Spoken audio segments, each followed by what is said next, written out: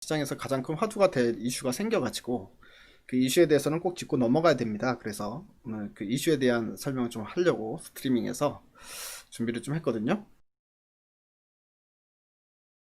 이제 언택트 쪽은 다시 한번 부각받을 수 있다라고 말씀드렸잖아요. 제가 이제 언택트 쪽에서는 가장 그냥 편하게 들고 갈 수 있는 종목으로 NH 한국사이버결제, 이걸 이제 예전부터 꽤 많이 말씀을 드렸던 종목인데 주가가 이제 너무 많이 올랐었잖아요. 근데 최근에 보면은 다시 한번 이제 횡보를 하면서 좀 이제 쉬어가는 국면이 나타났었거든요. 그리고 지금 최근에 이제 다시 좀 뛰쳐오르고 있는 상황인데, 그러니까 이제 한국사이버결제 뭐 이런 애들이 일단 기본적으로 얘는 수혜를 그냥 한 1, 2년 받고 끝날 부분이 아니라요. 앞으로 이제 계속 전자결제 부분은 계속 증가할 수밖에 없기 때문에 특히 벤 쪽보다 이제 벤하고 피지 여러분들 차이점 아십니까? 벤 사업 부분하고 피지 사업 부분 두 개 다 가지고 있는데요. 피지 쪽이 상당히 많이 이제 성장을 하겠죠. 뭐 막간을 이용해서 벤하고 피지의 차이점을 좀 알려드릴까요? 네, 오늘 다 아주 그냥 쉽게 이야기를 해드릴게요. 보면은 여러분들 그 전자결제 쪽에 대해서 뭐 여러분들 리포트를 찾아보든 너무 이제 어렵게 설명을 해놓으니까 이게 도대체 무슨 말이야. 설명하는 말 중에서도 처음 보는 용어들이 상당히 많으시니까 힘든데, 우리 있잖아요. 그 식당에 가가지고 현장에서 카드 긁을 때 카드 단말기 있지 않습니까? 카드 단말기로 딱 집어넣어서 결제를 하잖아요. 그 결제 시스템을 이제 벤이라고 얘기를 하고요. VAN, 영어로 벤이라고 얘기하고, 우리가 인터넷에서 뭐 네이버 쇼핑에서 뭘 이제 구매를 합니다. 구매를 하게 되면 인터넷으로 결제를 하잖아요. 그 인터넷에서 결제해서 그걸 처리하는 게 피지라고 생각하시면 됩니다. 그러니까 이제 간단하죠. 이렇게 설명하니까. 그리고 배는 결국엔 오프라인 결제와 해당되는 거고, 그 다음에 피지는 온라인 결제에 해당되는 거다. 아주 쉽게 이야기하면 이렇게 생각하면 됩니다. 근데 한국사이버결제는 이 두 개 다 하는데요. 근데 이제 실질적으로 이제 결제단에 대한 이 고성장은 사실 피지 쪽이 훨씬 더 큰 고성장을 할 거다라는 건 뭐 그냥 우리가 쉽게 생각해 볼 수 있는 부분이겠죠. 자, 그렇게 생각하시면 되겠습니다. 아무튼 다시 이야기로 돌아와서, 그래서 이제 결제단은 NHN 한국사이버결제, 그다음 KG 모빌리언스, 갤러시아 컴즈, 이런 애들이 수혜를 받을 수 있다라는 거고요. 콘텐츠와 관련해 가지고는 펄어비스, 스튜디오 드래곤, 그리고 뭐 콘텐츠도 사실은 여기 두 종목만 나와 있지만 콘텐츠 종목도 너무 많잖아요. 그러니까 이제 나열을 하면은 종목이 한 수백 개가 돼버립니다. 그러니까 이제 디지털 뉴딜 아까도 보셨다시피 실질적으로 우리가 통으로 보면 30조지만 그걸 막 쪼개가지고 몇백억, 뭐 천 몇백억, 몇백억 이런 식으로 해서 엄청나게 광범위하잖아요. 그렇기 때문에 실질적으로 수혜주를 찾아서 보려면은 한 몇백 개 종목이 되기 때문에 많습니다. 일단은 뭐 우리가 탑다운 방식으로 봐야 되니까 일단 전체적으로 한번 쫙 보고 말씀을 드리겠습니다. 뭐 플랫폼은 카카오, 네이버, 재택근무 관련해서는 알서포트, 신선식품은 지어소프트, 클라우드 더존비존, 그 다음에 오프라인 제품 에코마케팅, 홈코노미는 한샘. 텍트 수혜라고 하면서 갑자기 한샘이나 리바트 있잖아요. 이런 가구업체들이 갑자기 수혜주라고 하면서 빵 뛰어 올랐습니다. 여러분들 부각이 됐는데 도대체 왜 가구업체들이 수혜주가 됐는지 혹시 이유 아시나요? 참 시장은 재밌어요. 그러니까 상상력이 풍부하다는 게 뭐냐면, 그렇게 생각해보면 수혜가 될 수 있구나라는 부분들이 있습니다. 이번에 이제 우리가 사회적 거리두기 하면서 집 밖에 나오지 말라고 했잖아요. 그러니까 이제 집에서 체류하는 시간이 많지 않습니까? 그리고 이제 대기업 같은 경우도 자택근무 시켜버리고 하니까, 그러니까 사람들이 집에만 있다 보니까 자꾸 눈에 보인다는 겁니다. 뭐가 눈에 보이냐? 이거 싱크대 이거 다 뜯어가지고 새로 고쳐야 되겠다. 이거 가스레인지 이거 그 뭡니까 이제 인덕터로 바꿔야 되겠다. 이 가구 좀 이거 갖다 버리고 가구 좀 새로 사야 되겠다. 뭐 이런 이제 생각들을 많이 하게 된다. 그러니까 이제 집 밖에서 활동을 하고 집에서 잠만 잘 때는 잘 안 보이던 것들이 집에서 생활하다 보니까 자꾸 눈에 보인다. 그렇기 때문에 가구들이 관심을 많이 갖는다라고 해서 언택트 수혜주로 떠오른 거거든요. 그러니까 이제 실질적으로 그렇게 해서 가구 수요가 늘어난지까지는 잘 모르겠는데요. 어쨌든 이제 주식시장은 그만큼 우리가 이제 그런 거죠. 한마디로 상상력이 상당히 풍부한 게 이제 주식시장이다. 자, 스마트 헬스케어, 이쪽도 이제 부각을 받을 것 같은데요. 스마트 헬스케어 부분, 디지털 의료 서비스는 비트컴퓨터, 유비케어, 레이, 인프라와 관련된 종목은 메디아나 JVM, 백신은 SK케미칼, CMO는 SK 삼성물산, 그리고 바이오는 ST팜, 엔지캠 생명과학, 건강기능식품 서흥 노바렉스, 코스맥스, NBT, 의료용 로봇 고영, 재정정책으로는 LS 일렉트로닉, 대림산업, 현대상사, 동국 SNC, CS 베어링, 그린플러스, 이런 종목들이 있다. 자, 일단은 여러분들 이제 제가 지금 현재 화면에 보여드리는 건요.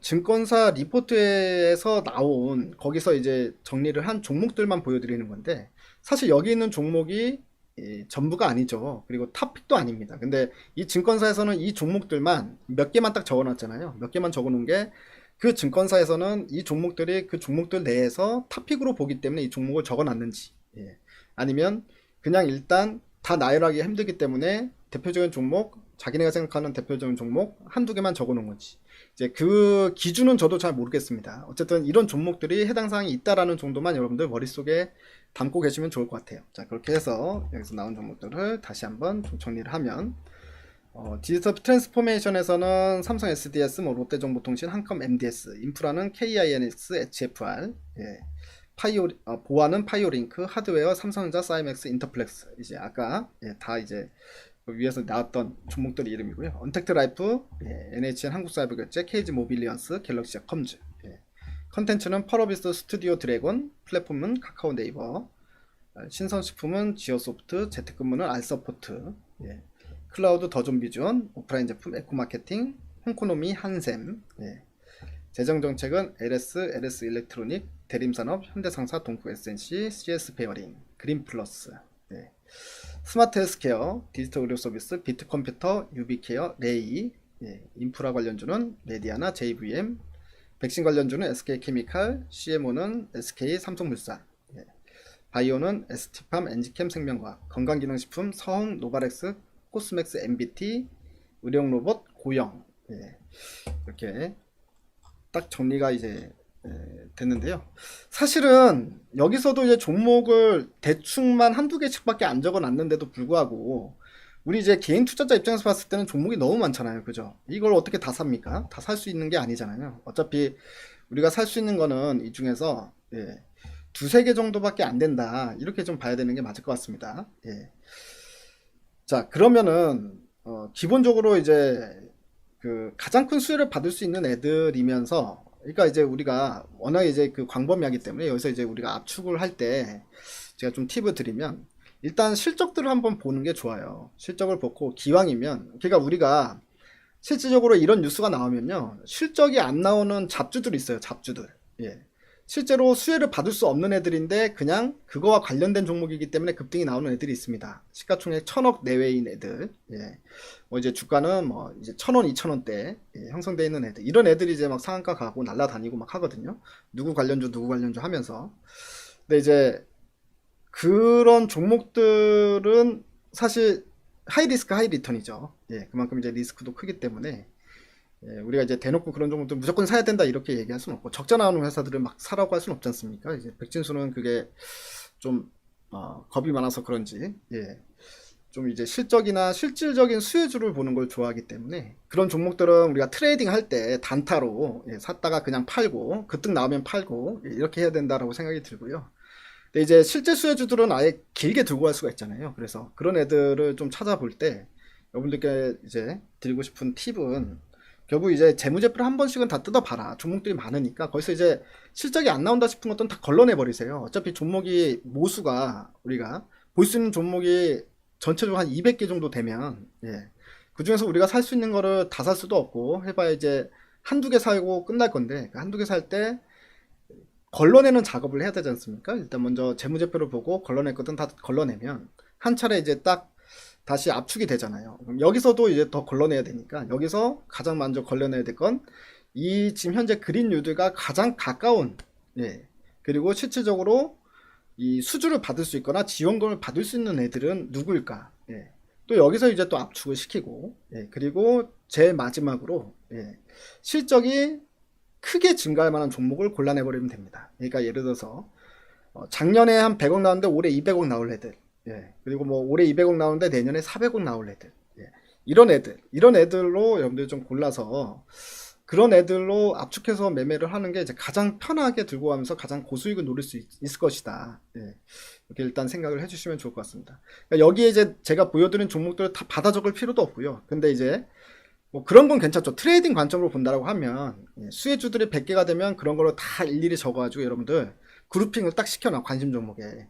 그리고 그런 종목들 중에 오전에 움직이기 시작하는 놈을 들어갔다가 수익이 나면 후딱 팔고 나오고, 또 다음날 또 그 중에서 움직이기 시작하는 놈 들어갔다가 후딱 팔고 나오고, 이런 식으로 단타용으로 트레이딩 관점으로 할 때는요, 이 종목들 쫙 다 기록을 해놔버리세요. 그리고 단타 매매를 하시면 되고, 나는 진짜 실수혜주를 좀 길게 들고 가면서 좀 큰 수익을 얻고 싶다 하신 분들은 아까 제가 말했던 그런 과정들을 좀 거쳐야지 좀 편하게 들고 갈 수 있고 또 고수익을 낼 수 있을 것이다. 그리고 아주 긴 장기간 동안 상승 랠리가 나올 수 있을 것이다. 이렇게 생각하시면 될 것 같습니다. 아무튼 이제 뭐 그런 종목들은 제가 하는 일이 결국 그런 거거든요. 그런 종목들을 계속 이제 찾아내는 걸 제가 하는 일이기 때문에 그런 종목들은 지금까지도 계속 보이면 여러분들께 어디에선가는 계속 소개를 시켜드렸고요. 그리고 뭐 방송에서 이야기를 했든 아니면 이제 유튜브로 이제 시작하니까 유튜브 시작한 다음부터는 유튜브에서도 말씀을 드렸고, 이제 뭐 이제 같이 매매를 하기도 하고, 회원방에서는 뭐 이제 그렇게 이제 진행이 된다라고 보시면 되겠습니다. 아무튼 이제 그런 부분이고요. LS 일렉트로닉이라고 하는 종목이 있는데 얘가 그린 뉴딜에서는 수혜를 받을 수 있을 것 같아요. 일단은 공공수주, 그러니까 공공 부분에서의 수주량이 상당히 많아질 것 같다, 이런 생각이 좀 들더라고요. 그러니까 이제 이 LS 일렉트로닉 같은 회사는 이제 뭘 하는 회사냐면 스마트 그리드, 일단 기본적으로 스마트 그리드 기반이고요. 근데 스마트 그리드만 하는 게 아니라 태양광도 하고 ESS도 하더라고요. 그래서 거의 지금 녹색 그린 에너지와 관련된 일은 전부 다 하고 있더라. 그래서 이런 애들은 정말 괜찮겠다 싶은 생각이 좀 듭니다. 그러니까 예를 들어서 전부 다 수혜를 받을 수 있는 건데요. 얘네가 만드는 제품들을 한번 보여드릴게요. 일단 전력 인프라 쪽에 있어서 뭐 이제 보면은 이제 발전소가 있잖아요. 발전소에서 1, 2차 송전을 통해서 변전소로 이제 가고, 변전소에서 또다시 이제 송전기를 통해서 이제 변전 배전 시스템으로 간 다음에 우리가 공장 빌딩 가정에 전기가 보급이 되잖아요. 그러니까 이 과정이 발전소에서 변전소로 가고, 그 다음에 변전 배전기로 가서 우리 가정으로 돌아오는 이 절차 내에서 꽤 많은 제품들을 만들고 있다는 겁니다. LX 일렉트로닉이 뭐 일단 가스 개폐 절연 장치도 만들고, 여기에 초고압 변압기도 만들고, 원격 감시 제어 설비도 만들고, 초고압 진류 송전도 만들고, 유연 송전 시스템, 수배 전반, 배전 변압기 엄청나게 많이 만들죠. 그러니까 이거는 발전소에서 변전소로 가는 동안에, 송전기를 거쳐서 가는 동안에 필요한 어떤 이제 제품들을 만들고 있다는 얘기고, 그 다음에 변전소에서 변전 배전으로 가는 이 구간 안에서도 많은 제품을 만들고 있더라고요. 진공 차단기, 기중 차단기, 배선용 차단기, 전자 개폐기, 뭐 이런 것들을 만들고 있다. 그래서 사실 이제 스마트 그리드와 관련된 핵심 종목이다. 그리고 이제 사이즈가 큰 종목이잖아요. LS 정도면. 이제 그렇게 좀 볼 수 있는 것 같은데, 여기서 스마트 그리드 수혜를 받는 걸로 끝나는 게 아니라 보면은 또 여러 가지 수혜를 받을 수 있는 것들이 꽤 많더라고요. 보면 이거는 이제 아까 얘기했던 것처럼 또 수혜를 받을 수 있는 섹터 중에 스마트 팩토리, 스마트 시티 이런 거 이야기했잖아요. 그러니까 이제 그게 이제 자동화에 관련된 건데, 설비, 공장 자동화. 스마트 팩토리라는 게 공장 자동화를 이야기하는 겁니다. 여기에 관련돼 가지고 설비 자동화 시스템에 들어가는 부분에 있어서도 꽤 많은 제품을 만들고 있더라. 전자제품을, 인버터, 그 다음에 PLC라는 제품, HMI라는 제품, 서버 드라이브, 그리고 모터, DCS, RTU라는 제품, 이런 제품들을 만든다. 그러니까 이거 스마트 팩토리에도 수혜를 받을 수 있는 종목이고, 그러니까 이번에 정책의 종합선물 세트 같은 사업 구조를 가지고 있는 회사더라. 그러니까 이런 것들은 좀 괜찮은 것 같아. 그죠? 그리고 이거 말고 아까 얘기했던 것처럼, 이거 아까 발전소 이거 이제 나왔던 건데, ESS 사업도 하더라고요. ESS가 결국에는 뭐 태양광이나 이런 데서 확보한 전류를 갖다가 저장하는 장치인데, 그래서 이제 ESS를 직접 생산을 해내는, 태양광도 직접 하고 있고, 여기 보면 여기 보면 태양광 제품도 이렇게 나오죠. 예, 화면에 이런 뭐 꽤 많은 태양광과 관련된 제품들을 만들고 있는 회사다. 그래서 어떻게 보면 이제 LS 일렉트로닉 같은 경우에는 그린 에너지에 포함되는 거의 종합 좀 선물 세트 같은 사업 구조를 가지고 있기 때문에 뭐 이런 애들이 실제 수혜를 받을 수 있지 않을까. 그래서 뭐 이런 애들 좀 괜찮아 보입니다. 예. 이해되시죠? 그리고 여러분들 제가 여러분들께 무료 추천 종목으로도 추천을 했던 종목 있잖아요. 미코라고. 예. 미코라고 혹시 그때 지난번에 제가 스트리밍에서도 말씀을 드렸었는데 이제 문자로 일단 보내드렸어요. 제가 백진수 무료 문자 신청하신 분들한테도 문자를 보내드려가지고 예. 지금 아마 수익 중이실 텐데 한 10% 정도 수익 중이신가요? 네, 그 정도 될 것 같습니다만 미코란 종목도 사실은 이제 실적이 좀 받쳐주는 종목이거든요. 그래서 그때 이제 수소 테마 하면서 두산 피올세 같은 거는 떨어지면은 잡아야 된다. 예, 이렇게 이제 말씀을 드렸고 이제 그거는 실제 수소 테마 중에 대장이라고 볼 수 있거든요. 두산 피올세라고 S 피올세 이 두 종목이. 예. 그리고 일진 다이아까지. 예. 거의 이제 뭐 실수혜주라고 볼 수 있기 때문에 대장이라고 말씀드린 겁니다. 주가가 제일 많이 올라가니까 대장이 아니라 예, 실수혜로 볼 수 있는 애이기 때문에 연료전지 쪽 시장에 있어서 예, 그렇게 말씀드렸는데 이 고체산화물 연료전지라고 해가지고 예, 얘네가 이제 갖고 있는 기술로 단제품부터 시작해서 완제품까지 유일하게 만든 회사가 하나 있더라. 근데 그 회사가 남들은 다 주가가 올랐는데 주가가 바닥권에서 바빠끼고 있더라. 이런 애들을 이제 대안으로 이제 말씀을 드렸었거든요. 예. 이 종목도 제가 이제 좋게 보는 이유가 사실은 결국에는 너무 뭐라고 해야 되나요? 막 테마에 휩쓸려 가지고 막 고점 나오는데 막 급등 나오는데 막 급등해서 쫓아다니고 막 이런 거를 제가 뭐라고 얘기하나요? 그거를 이제 여러분들한테 막 추천을 막 그냥 막 강하게 드리기가 좀 그래요. 예. 그러니까 좀 웬만하면 안전한 종목으로 좀 드리는 게 좋지 않을까? 물려도 되는 종목. 예. 근데 예를 들어서 고점에서는 아무리 좋은 종목이라고 하더라도요. 고점에서 물려버리면 그건 답이 안 나오거든. 예. 아무리 좋아도 이미 선반영이 돼서 주가가 올라갔기 때문에 다시 치고 올라오는 거냐 아니면 다시 이제 빠져서 안 올라오는 거냐 이거는 뭐 완전히 뭐 운에 맡게 되는 상황이기 때문에 실질적으로 아직 수혜를 보지 않았으면 괜찮다는 거거든요. 그러니까 주가가 이미 급등이 나오지 않았으면 괜찮다. 그래서 지금 현재 시점에서 우리가 그때 두산 피올셀이나 S 피올셀을 고점에서 따라잡을 수는 없잖아요. 예. 그 지금은 사야 됩니다만, 예. 지금은 왜 고점에서 조정이 나왔기 때문에 따라 사는 거지만 여기서는 따라 살 수 없지 않습니까? 네. 그러니까 이제 이렇게 이제 수소 관련 종목들이 날아가는데 이 날아가는 데서 따라 붙을 거냐 아니면 수소 관련주 중에 정말 실적이 괜찮고 실제 수혜주인데 아직 시장에서 찾아내지 못해갖고 우리가 제일 먼저 본 종목을 사는 게 맞느냐 이제 그런 부분에 있어서의 고민을 할 수밖에 없는 거거든요. 제 입장에선 그렇습니다. 제 입장에서 네.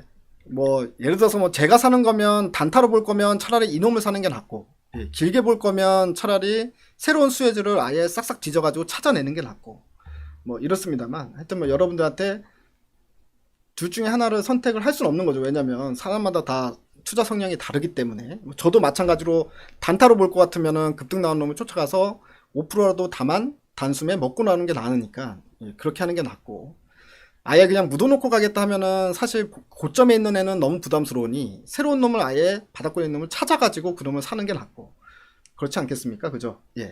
보시면 미코 같은 애는 일단 실적을 먼저 봐야 된다 말씀드렸잖아요. 우리가 종목을 찾을 때 첫 번째 필요한 부분이 실적이 괜찮더라고요. 영업이익이 뭐 2018년도 잘 나올 때는 450억도 나오고 2019년도 작년에 380억 나오고 일단 기본적으로 영업이익은 한 400억 내외에 나오는 애다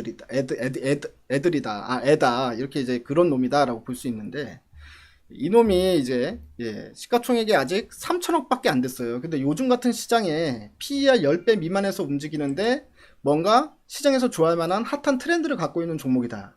그러면 기본적으로 가만 놔두지를 않습니다. 솔직히 이런 애들을 기관이나 외국인들이 만약에 발견했다면 가만 놔둘 이유가 없을 거 아닙니까? 그죠? 왜냐면 요즘에 핫한 트렌드에 있는 애들은 밸류에이션 자체를 안 봐요.